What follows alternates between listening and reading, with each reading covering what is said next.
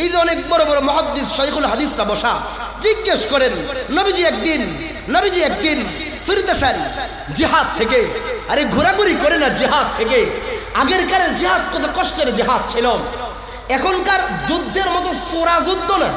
এখন তো সোরা যুদ্ধ করে, যারা থাপ্পড় দিলে পেশাব করে দিবে সেও এখন বীর বিক্রম। ওই কেমনে ঘরের কোণার মধ্যে বসে থেকে হ্যাঁ খালি টিপ মারে তো মিজাইল যায়, হ্যাঁ যুদ্ধ বুঝাইতে পারি। তো চুরি করা যুদ্ধ হলো কেমন, বলবে টিপ দেয় তো মিজাইল ছোটে। আগে যারা যুদ্ধ করতো তারা যোদ্ধা ছিল, সাহসী ছিল, সামনাসামনি যুদ্ধ হতো।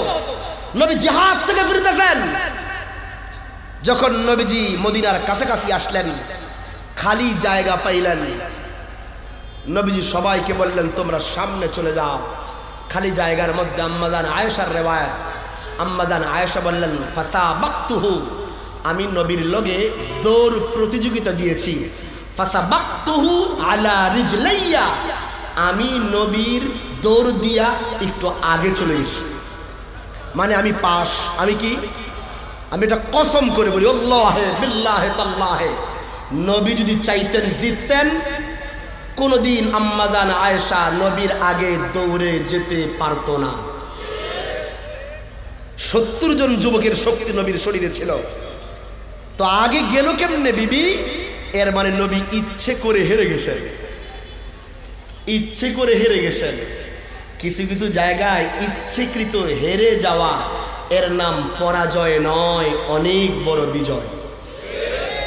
আব্বার সাথে কথা কাটাকাটি লাগছে, আপনার আব্বা একজন অশিক্ষিত গ্রামের কৃষক, আর আপনি একদম হাইলি এডুকেটেড পিএইচডি করে আসছেন, তো কথার যুদ্ধে জীবনও আপনার বাবা আপনার সাথে পারবে না।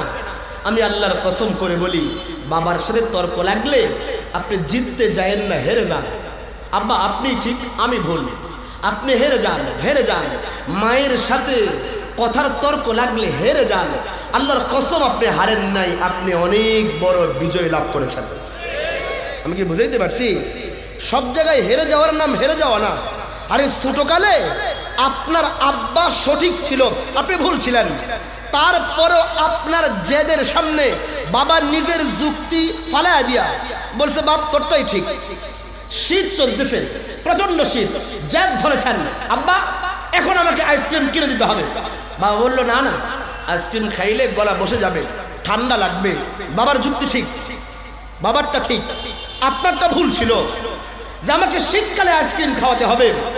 আপনার যুক্তি ভুল ছিল, বাবারটা ঠিক ছিল, কিন্তু বাবা